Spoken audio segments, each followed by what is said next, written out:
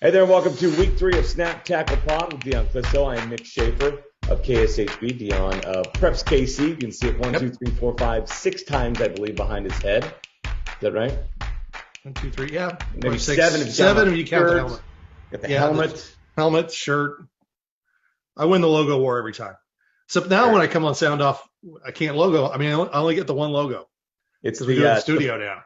It's the Palatial Preps KC studios you're at out there in Blue Springs. Yes. And just off to the distance, I've got my Law & Order SVU, a good NBC property on USA, another NBC property. I'm in my man cave in Shawnee, so opposite sides of Kansas City. Yes. Bringing this podcast. But we do so each and every week, talking high school football in and around Kansas City, both the Kansas and Missouri sides. Kansas joined us last week. Dion, let's begin there. And look, of the 9 classifications, yes, they have 9 in Kansas now because they have 6-man football. Okay. Is there any 6-man football in Missouri? No 6-man football in Missouri. Yet, right? Only one class of 8-man, where they have 2 classes of 8-man in Kansas. So really, really small towns. A lot of them in Kansas. 2 classes of 8-man, 1 class of 6-man. We have no 8-man nor 6-man teams in our kind of viewing area. But of the 9 classifications, 5 number 1 teams lost last week, including 4A. But I mean, St. James losing to the defending 6A champs. Yeah, but we'll allow that. Well, and you saw Derby go down in 6A, and I texted. Man, that's 2 straight losses for the powerhouse Derby. Yes, it is. I texted Matt Gilmore from K-Preps, and I said, did Blue Valley Northwest break them? And he said, no, it's a down recruiting year for Derby. Oh, no. So, I mean, I think that throws that Western side wide open. I mean, Manhattan is by no means some kind of powerhouse, unless they've been building something out there that I haven't really noticed. I mean, they've run into Lawrence and Free State a few times in the last few years, and they've been handled pretty easily by teams that were good Free State and Lawrence teams, but not world beaters by any means. So we'll be curious to see how that west side of the bracket does now. And really, the Kansas side was not a lot of surprises. There weren't too many toss-up matchups. I mean, I think Blue Valley Northwest and St. James might have been. But you saw Blue Valley Northwest jump out in that game, and St. James answered them. We're down to their 3rd string quarterback at one point due to injury and cramping and all that stuff. And John Nielsen's little brother, I think his name's Scott, maybe, came out and played for a couple plays, a sophomore. So I think Blue Valley Northwest kind of wore St. James down, especially in the second half. They really kind of Grant Stubblefielded him to death, and he had 200 yards. There was a lot of, I mean, if you didn't have 200 yards rushing or, 3 or 4 touchdowns receiving or 3 or 4 touchdowns throwing last week, you didn't even make the top half of the page. I mean, 100 yards wasn't getting it done. There was a lot of great performances last week. Grant Stubblefield, 271, 280, depending on who you talk to last week. And, of course, the great highlight of him stiff-arming 3 different guys, and great call by Kevin White on that from Spectrum Sports. Yeah. Well, it's funny you mentioned the west side of 6A. And normally, teams like Free State and Lawrence would be licking their chops that, okay, Derby's vulnerable this year, but both those teams lost last week. You have Gardner, who I believe is still on the west side. They got a big win. And they came back to the east side this year. They're on the east side. Okay. Yeah, they're on the east side. So because it's only Wichita Northwest moved up to 6A. Yep. Wichita Northwest moved up. So, no, Lawrence, I'll be curious to see, they've got the Thursday night game with Olathe West this week. Their quarterback, Clint Bowen's son, got hurt like 3 days before, so their quarterback had 3 days to prep for Olathe South, and that they only lost by 4, 36-32. I think is a pretty good Olathe South team. So I'm curious to see with them. And then, Free State lost to Olathe West. It's all the teams that are supposed to be pretty good. Yeah, took care of their games. I mean, I think the one, you talk about Gardner and Shawnee Mission East, that game turned into a shootout, but Gardner ran out on them really quick and scored a ton of points. So I think Gardner's a team to keep an eye on. And then, you talk about some other teams that won games and got wins in week 1. Shawnee Mission North beat Shawnee Mission South, and that was 28-0. It ended up 28-7. Yeah. So that's an impressive. We're going to find out this week with Olathe South playing Shawnee Mission North. We'll talk more about that when we do Big 3 games. But some interesting. But other than that, everybody pretty much. I mean, Baser and Tongi was close, but I figured that'd be close. That's kind of a toss-up game. DeSoto and Lansing was close. That's kind of a toss-up game. The toss-up games that were out there, but then everybody else that was kind of a expected winner, they won, and they won easily. Yeah, except for, and I don't know how expected they were.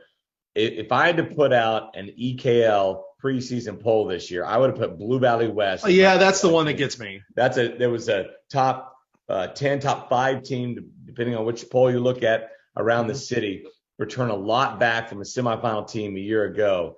And St. Thomas Aquinas took them behind the woodshed. Yeah, and they failed the test that is Aquinas.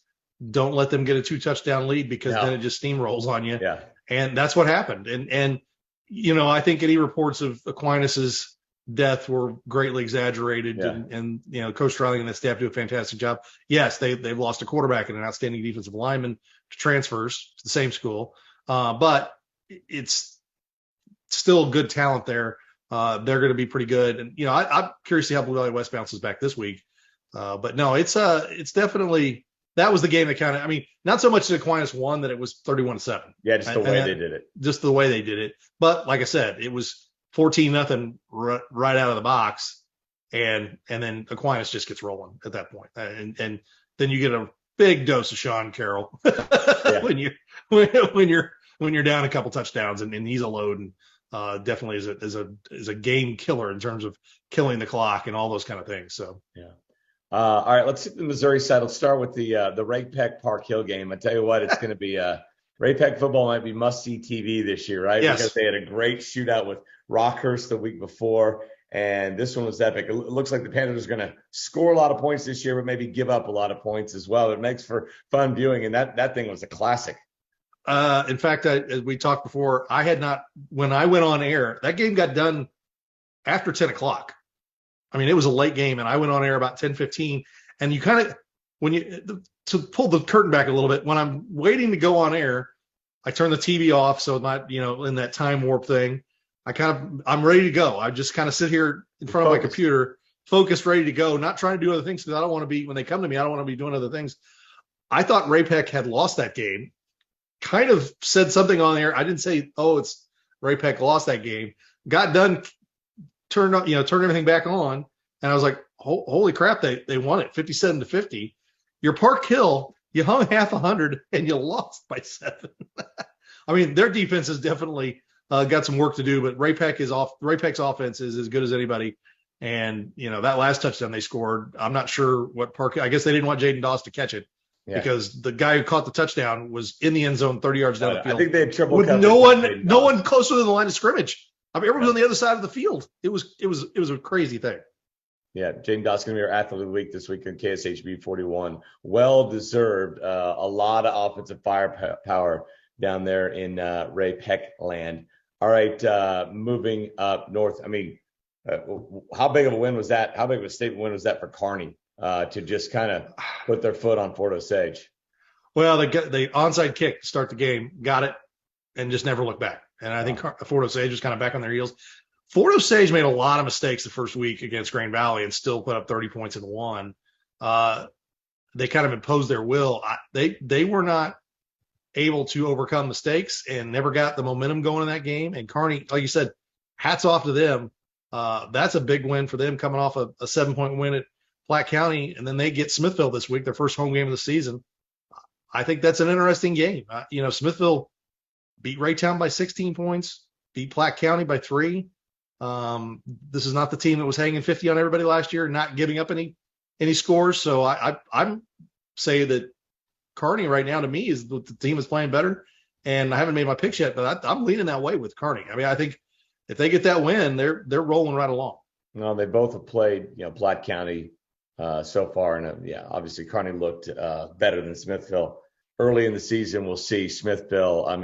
It's what you see a lot of times with those teams that just rolled through and won a title and graduated a lot. Sometimes you got to tell those younger guys below them that you're not supposed to win every game, because a lot of times they'll just keep coming. They expect to win, and that's a big thing in high school football. Well, look at Odessa. They won the title in 19. They probably, if they wouldn't have gotten COVID out of the playoffs, probably could have been the champion. I would have bet money on it in 20.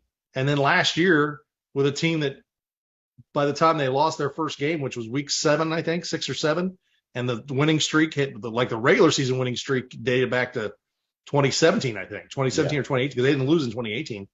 They were scraping it together and they were still winning games. Yeah. There's something in a DNA of a team that wins a lot of games that says, we'll just find a way, even if our talent it isn't. can echo throughout, Yes. weeks of the next season and sometimes even years. No, absolutely. Hey, let's talk about center. I was able to see them over the summer and they looked really, really good. Center's always good. Coach DeLong always has a great team, but I mean, these guys are really athletic and they put it on Lincoln Prep last week. Yeah, and they've got some size too. Their top 22, 25, 30 are as good as anybody in 4A. The problem is there's not many after that 30. the numbers are small. I mean, 4A, I mean, that's 4A, they might be able to do that, but if they have any injuries, that's going to be their thing. They've got to keep everybody healthy. And the problem is they don't have a ton of guys, so even if they're up 42-7 on somebody, some of their guys got to go out and play the full boat. There's no, rolling in a fresh 22 to sit out there and play the fourth quarter. So no, they are as impressive as anybody. Ja'Cory Love, 200 yards. He actually tweeted out something I thought was interesting. He had 200 yards, 3 touchdowns, or 260 yards and 3 touchdowns. And he said his favorite play was, I don't know, it's grainy. It's like a video of a video kind of thing. Somebody fumbled. It was either him or somebody else fumbled. And the Lincoln Prep guy is tearing down the field with it. Ja'Cory catches him from behind, forces a fumble at like the 35 on the other side, and recovers it back. So, I mean, he's a pretty special. And then, Joseph Vick, their quarterback's as good as anybody in the Metro. I mean, they've got 2 skill guys that can play anywhere right now.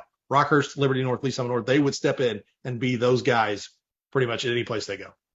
Yeah. Liberty North, impressive over Liberty. The Eagles have looked apart this season. And then Lee Summit North bounces back with maybe not as convincing of a win over Park Hill South team, but that's a really good Park Hill South team, really good program. Held with 15 yards rushing. I mean, that's all of them do. Almost nothing on the ground. Yes. And it's Bartosh there, right? Yeah. So, I mean, defensively, Lee Summit North looked really good. Their offense is a little bit better this week, and they ran the ball a ton. They had over 200 yards rushing, and I think that's going to be a lot of their signature this year.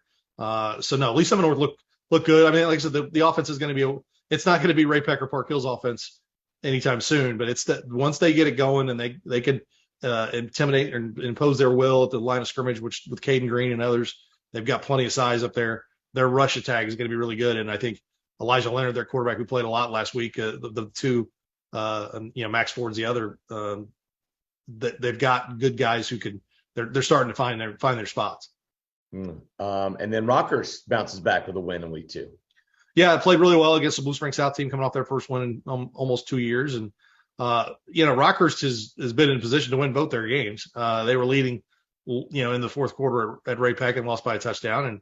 And this week they go to Liberty North. I think that's going to be. They're both in the same district. That probably is for the number 1 seed because I think they're probably going to sit next to each other pretty much all season long. So, like I said, this Rockhurst team is a lot of juniors. I mean, they've got some good seniors they really like and are really good leaders. This is the team is loaded with juniors and sophomores. So they should be better at the end of the season than they are right now. But they're really looking good right now for as young a team as they are. Yeah, check out this run for Rockhurst the next several weeks at Liberty North.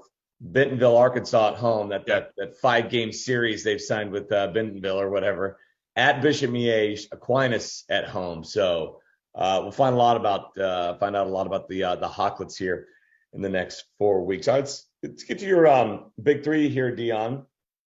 Go back to the Kansas side in the EKL, where it's almost like there's a big 3 in the league every week. You got Blue Valley Southwest at Miege. You think the Timberwolves are something this year? The Timberwolves can knock off a team like Miege? Well, they were leading Blue Valley most of that game. It was tied at halftime, and they scored. They were up 21-14 going to the fourth quarter. I think for Blue Valley Southwest, this is a situation where their talent is at a point where they can play with the Blue Valley and play with the Miege. They've got to start finishing, and so they haven't played Miege in a while. They took Miege off their schedule for several years. They did. And Aquinas. And so they haven't played Miege in a long time. So this will be, why they were allowed to do that and the other Blue Valley schools weren't, I don't know. That's their district's politics and they can play it however they want. But they took Miege off and really they shouldn't take them. I mean, they caught them at the end of the run and the last 2 years, it would have been the time to play him. Yeah. And now Miege seems to be back on the upswing. But now Miege's back kind of. Yes. Yeah. Like Mac Armstrong, 300 yards passing last week and a big one over Blue Valley North. And no, it's I think Blue Valley Southwest is pretty good. We'll see. I don't know if Dunn played quarterback. He didn't play last week. We'll see if he plays this week. So that's kind of the situation there. They've got some injury problems, but this is a game they should be able to compete in. And I think in 5A, it's probably be them and Mill Valley down the line as it gets there. I think they'll be pretty battle tested by the end of it. With the Aquinas moving out, somebody's got to move into that spot. So I think that's where it's probably going to be. Right, speaking of Mill Valley, over in the Sunflower League, at least from where I sit, it looks like there's Mill Valley, there's Olathe West, there's Shawnee Mission Northwest, and Olathe North. Those I think are the kind of four biggest contenders. Maybe throwing Olathe South in there in the Sunflower League this year, and we've got Northwest and North right away. Yeah, no, it's Shawnee Mission Northwest. Maliko Adas, 200 yards, a couple touchdowns. I mean, he's a special guy. He's a good fun player. And the defense threw a shutout too against Shawnee Mission West. Yeah, and then TJ Porter over at Olathe North, a couple hundred yards. Like I said, he didn't have 200 yards, but they threw the ball a little bit more at Olathe North last week. I think they threw 15, 16 times, which for Olathe North is a lot. Yeah. So yeah, and defensively, both these schools are pretty good. So these are teams that have a chance of seeing each other in late October, early November. It's a fun one. Both these teams are solo coached. Bo Black does a fantastic job. He's really built that into a program to where they've graduated a lot of really good players, and they just keep it rolling. And same with Olathe North. I mean, it just seems like, you got a guy starting at K-State as a freshman, but they're right back where they are. I mean, so that's a fun game. And like I said, that's another one I haven't figured out how I'm going to go on that one yet. Mm-hmm. And then last on the Kansas side, Olathe South at Shawnee Mission North. North got a big win over a rival and kind of a convincing win over Shawnee Mission South last week. And then Olathe South goes on the road. I think that was the Thursday game, right? Thursday game. And goes and makes a statement and beats Lawrence. You talked about Bowen, the quarterback, being out for that game. But I'm telling you, Olathe South's got Allen, the newly K-State commit. And then they bring back the quarterback, a sophomore that was forced into action about halfway through the year last year, but he's got a lot of starts under his belt. This team is going to beat some people. Yeah, Ron Litchfield takes over for Craig Lewis, who retired after last year, I saw him on the roster at Olathe West as an assistant coach. So Craig is over at Olathe West. Yeah. Some of those guys never go away. I mean, Gene Weir's over at Mill Valley helping out. So, exactly. I mean, those guys don't go away all the time. But no, it's really Ron Litchfield, a guy you're familiar with, was at Park Hill South, did a really good job there. He's been in Iowa for like the last almost decade, I think. Came back to Olathe South. That program was in a pretty good spot when Craig Lewis left. He kind of weathered some storms there. The pandemic was not kind to Olathe South. A lot of kids who kind of scattered out of the school into other areas like Lewisburg and places that were playing a full schedule. And so they've kind of recovered from that this year. And I think they're a really solid team. I put them with Gardner in that kind of next level in the Sunflower League. And then Shawnee Mission North. I mean, they've been in this situation the last few years where one win is kind of what they've gotten. Well, they've already got the one win, and they look good doing it. I mean, that's against the Shawnee Mission South team that I think a lot of us thought would be better this year. And Shawnee Mission North never let them be a part of that game. So I think it's a fun one to see both these teams on the upswing in week 2 have a chance to kind of be highlighted a little bit. All right, over to the Missouri side, you have Grain Valley at Oak Park. Is something brewing with the Northmen? They got something brewing up there? Well, they're 2-0, and they've beaten teams they should have in Ruskin and Winnetonka, and did it quite easily. This is a group of guys that there are a lot of juniors on this team, and some seniors have been starting since they were sophomores. So Coach Clemens likes this team. The question is, they've got their 2 wins now. Grain Valley hammered Grandview last week, a good Grandview team, 43-6 at halftime, and so Grain Valley, after that first week where they did not play very well against Fort Osage, bounced back. This is a test for these 2 Class 5 teams, that this is a kind of, second week of the playoff type game, district semifinal type game, teams that are good enough to win their first round and go from there. So this is they're really going to, each of them are going to find out a lot about themselves going forward, even though they're in different conferences. You have Staley at Lee Summit North. You think the Falcons can swoop in and upset the Broncos here? Well, they played real well against Blue Springs in week 1. got down big to Lee Summit last week and then got almost all the way back to tie and then ended up losing by a couple scores. That's a young team, and that's kind of one of those, how are they going to face adversity against the Lee Summit North team that's pretty good. Lee Summit North, like I said, their offense is a little bit still under construction. So they're a team that defensively may not let you score, but they're not going to go out right now. They're not scoring 50 points a game, so you're not out of reach. And it looks like Staley can put some points on the board. So for Staley, newly minted Class 6, get these kind of games. When you get these games that are in they're in the league with Lee Summit North. This is a test to find out where they are as a Class 6 program now. Yeah. And lastly, on the Missouri side, North Kansas City at Platte County. You've got 0-2 against 2-0, but wait, it's Platte County that's 0-2. Yes. It's North Kansas City that's 2-0. And these two teams play great games. Do they? In the past, it's been shootouts. There's been some shootout games. I don't know if either one of them can get to 21 points on Friday night because both their offenses are struggling. Platte County is really kind of we're going to run the ball and, play a lot of defense. And if you want to talk about D1 defensive line talent, this is your game. You've got a Tennessee commit from Platte County. Mm-hmm. And then you've got an Alabama commit and a Oklahoma commit at North Kansas City. So Unreal. The defenses will rule this game. I think if you kick a couple field goals, it might be like watching the Iowa game on Saturday if you were forced to do that, or forced yourself like my wife did and yelled at the TV the entire time, where the defense outscored the offense and they won 7-3. I think it's there could be a safety or two in this game. So it's like I said, they always play great games. They played in the playoffs last couple of years, so this is definitely a game that. And the one thing that makes it great too is both coaching staffs really like each other and respect each other and enjoy the game. They enjoy that challenge when they get together. Listen, I've watched enough Iowa football. I know, bet the under. Okay, it's now legal in Kansas. Bet the under. Funniest part about that, advice with the Hawkeyes. I don't want to go too deep into the Iowa, wormhole, but as I'm walking upstairs, and the game is just getting on playing time. Yes, he's getting a ton of playing time, and he's looking good. I'm walking upstairs, and they say something effective. Well, with the new look offense, well, not really new look, but some new wrinkles they've thrown in, they feel like they're going to score more points. And I was like, oh my God, they're just cursed. I was like, in my head, I was like, they're not going to score any points in this game. Same quarterback as last year. So it's the same quarterback, same offensive coordinator. So, I mean, I'm not going to, advocate for anyone's firing, especially a father and a son combo up there in Iowa.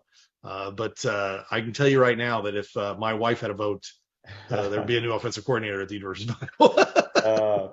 All right, before we get out of here, Dion, let's hit on a couple other games if we can. Blue Valley Northwest thought it was taking on like the 4A, top team in 4A last week. Maybe they're doing it this week as they're hosting St. Thomas Aquinas again. Mm-hmm. Well, and this is the team that beat them last year. So I think there's a lot of motivation. That's right. It's their one loss. And what did they do? They got down 14 points and couldn't come back against. I think they got it tied or got it within a one score and never got it back. No, I think it's a good game for both these teams, and they'll find out a lot about themselves right here. Hats off to Blue Valley Northwest. They only had 3 or 4 starters on each side of the ball coming back, and they didn't look like a team last night or Friday night that was going to struggle to do what they wanted to do. The difference in Blue Valley Northwest as a program, and we've talked about this before, is in the time that Clint Ryder has been there, their change in the weight room and how they do things has made them into a team that can graduate really good players and still come back, because they replaced a bunch of big guys on the line with a bunch of big athletic guys on the line.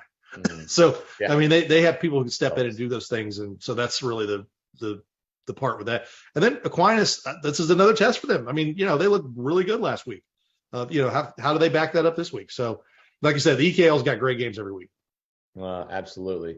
And then, hey, look, Pembroke Hill, it's like the Chiefs high school team here, right? That's where Andy Reid showed up last week at home. Pembroke Hill on the road this week to Lincoln Prep. I mean, how are you seeing that one shake out in kind of small school? Pembroke's off to a rough start. They lost to Christ Prep, a non-affiliated school. Christ Prep is a good program. I don't want to make it sound like because they're not a Keisha school, because they play in this like homeschool national championship tournament every year. They lost to Christ Prep. They lost to St. Pius. This is a good test for them. And Pembroke Hill Lincoln Prep has been a game that's gone a long time. They like to play that game. These two schools have played each other. I think it's a good game for Pembroke Hill to kind of see yet another different type of team that they've seen so far. And for Lincoln Prep, they've got a chance to bounce back after what was a really, I'm sure, disheartening loss, because they were never really a part of that game. They got down early, and Lincoln Prep Center just ran all over Lincoln Prep. So both these teams are looking to bounce back in a big way this week. All right, Friday night's the place to be. KSHB 41 and PrepsKC.com. Any other games? I've looked at the schedule. I kind of know where we're going. Any other games that you'll be sending stringers out to? We got Blue Spring South. We got somebody there. Then their big three, but no, we've got we had a great week last week. Looking forward to this week again, and I know that we'll have Rockhurst and Liberty North coverage, of course. Yeah. And so that's one of those games you got to make sure. And somebody's like, how's that not a big three game? Well, Liberty North and Rockhurst can't be in big three games every week. It's not fair to everyone else, and there's plenty of games that deserve the highlight and the spotlight. As we talk about, like a Shawnee Mission North. They have not been in the big three very much in the last 10 years. And so there's a good chance for them to go and spread the love and who knows, get another win and go 2-0 on the season. Yeah. And we also have St. James at Blue Valley will have KSHB 41 as well. Top 25 match, two quality teams just playing that EKL. Yeah. We'll have live stats from that game. And that's one of the great things. We got live.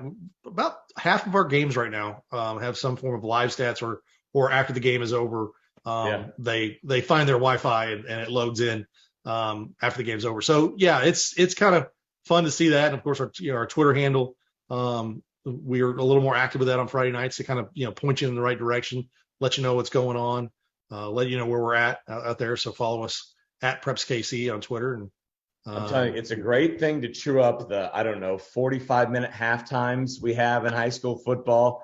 The first thing, once I'm at high school games every Friday night, once that second quarter clock hits 0, all the dads, all the moms to pull their phones out, go to PrepsKC.com and just take a look at scores. You got plenty of time. They're at halftime as well. It's not like this is it's an hour delay or anything like that. You guys are so good at getting scores updated, and everybody's like, oh my gosh, do you see what this team is doing? I can't believe they're losing to this team. It's a fun way for 10 minutes. We're just scrolling through scores just to catch up and see what's going on in the rest of the high school world. And I know that's going on in bleachers and stands throughout the city.